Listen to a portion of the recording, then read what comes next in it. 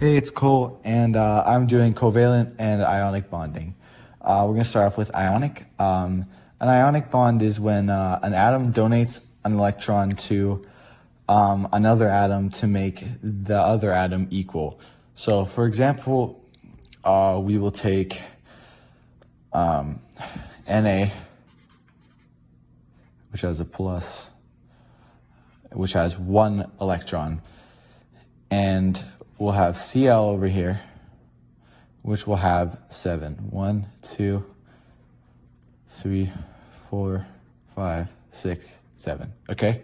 So because the Na has 1 and Cl needs 1 more, it needs 8 to be complete, the Na will donate, as I said, its electron to make the Cl equal. So that's an ionic bond.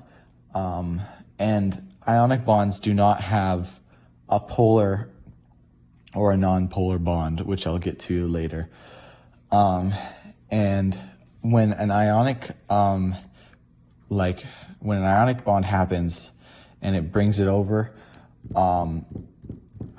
it forms a lattice structure when it combines the Na electron with the Cl, which is basically like a cube, sort of, I would say, a cubic structure that goes like this, and it's just alternating different electrons, I would say, or like which is like, so for example, it would go from an Na to a Cl, and it would just like kind of combine together from the Na to the Cl. That's how the lattice structure is made for the ionic bonding. And yeah, so now we're going to get on to covalent bonding.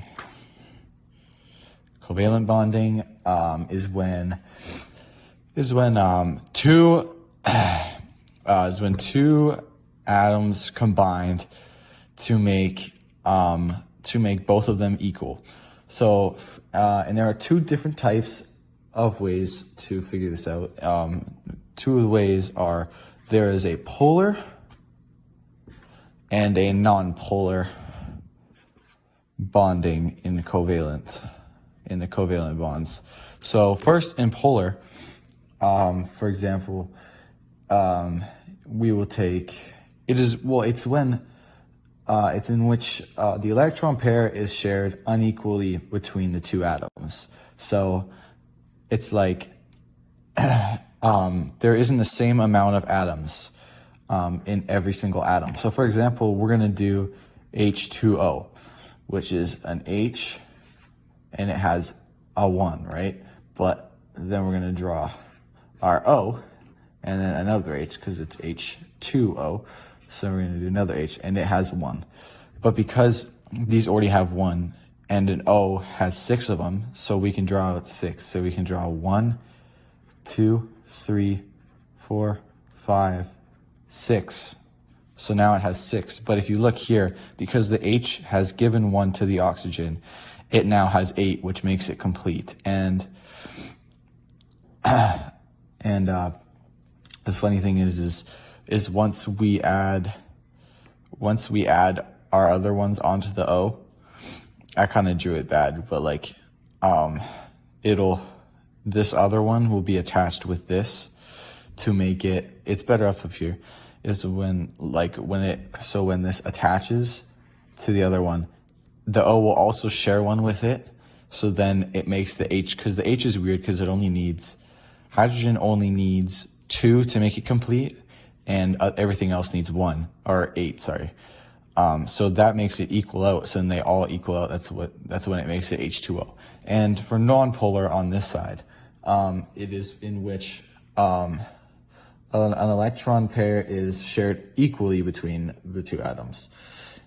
And for example, we'll use chlorine again. So we'll do Cl and we'll do Cl. Okay, so because it's sharing 1, we'll put 1 there, and this one's sharing another 1. So we'll put it there. So that's 2 already. And then because they have 7, so we'll go 1, 2, 3, 4, 5, 6, 7, right? So we drew out 7, but because this one gave 1 to it, it makes it equal. And on the side, it also has 7. So we're gonna do 1, 2, 3, 4, 5, 6, and 7. It already has there. But because this one has 7 and this one has 7, if they come join together, they both need 8. So it makes them both equal with both 8. So that's a non-polar bond.